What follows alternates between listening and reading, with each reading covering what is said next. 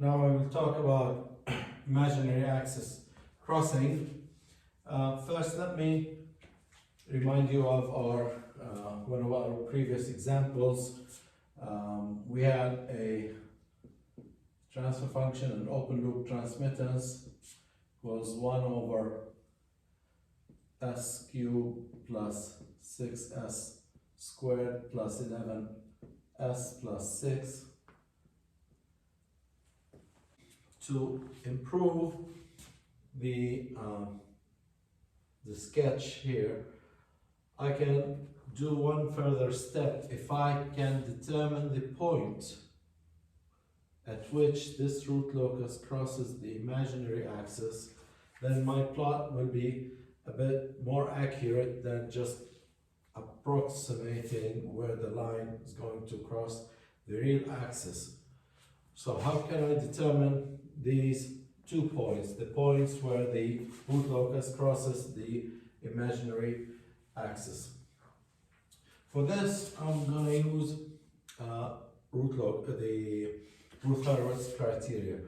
Now we know that the system is, when the roots are on this side, the system is stable, and on this side, the system is unstable. Derive the characteristic equation.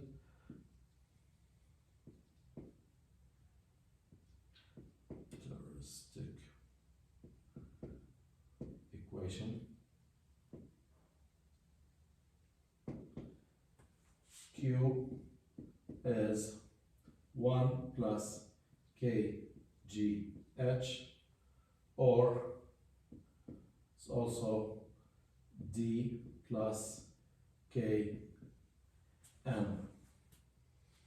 The denominator, d, is s cubed plus 6s squared plus 11s plus 6 plus k times n. N is 1, so that becomes plus k. And this is my characteristic equation.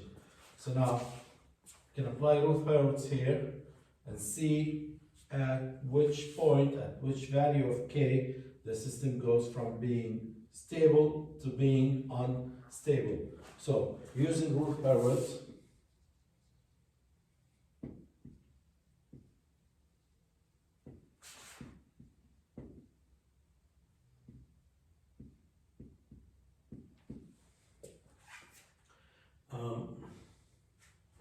let me do that here. I'll build the Ruth array starting from s cubed, s squared, s1, and s0. The coefficient of s cubed is 1. Skip s squared and go to s, that's 11. And then 6 and k are both constants, so they are multiplied by s0, s1. So after 11, there's nothing. Then from s squared, we start at 6. Skip s1, go to s0, that's 6 plus k, and then nothing. Now, determine b1 using b1 is negative 1 divided by 1 and 6, and the 6 goes out here, and then we have 11 and 6 plus k. So that means that that's 10 minus k divided by 6, and then this is going to be 6 plus k. Now, as long as the first column of the Ruth array is positive, all the roots are on the left half side of the complex plane, and the system is stable. When I have a sign change here, the roots, or some of the roots, will be in the right half plane, and the system becomes unstable. So when does this transition from positive to negative happens? That happens when we have a value here that is 0. That's the transition from being positive to negative, so that when this row when this value becomes 0, I will have a row of zeros, and that's, we've discussed that before, that's when we have an auxiliary equation, and we will have imaginary roots. So it's either you have a row of zeros here or a row of zeros here. So for